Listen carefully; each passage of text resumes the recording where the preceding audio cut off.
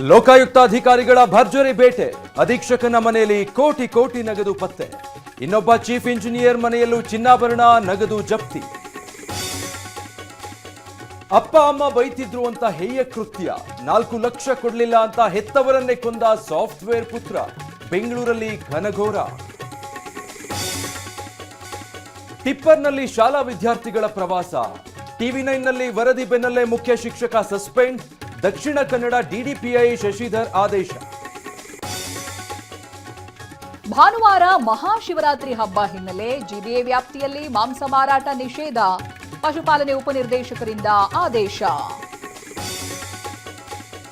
ಕಾನ್ಪುರದಲ್ಲಿ Lamborghini car ಅಪಘಾತ case, ಆರೋಪಿ ಬಂಧಿಸಲು 4 ದಿನ 6 ಗಂಟೆಯಲ್ಲಿ ಸಿಕ್ತು ಬೇಲ್. ತಂಬಾಕು ಉದ್ಯಮಿ ಪುತ್ರ ಶಿವಂ ರಿಲೀಸ್.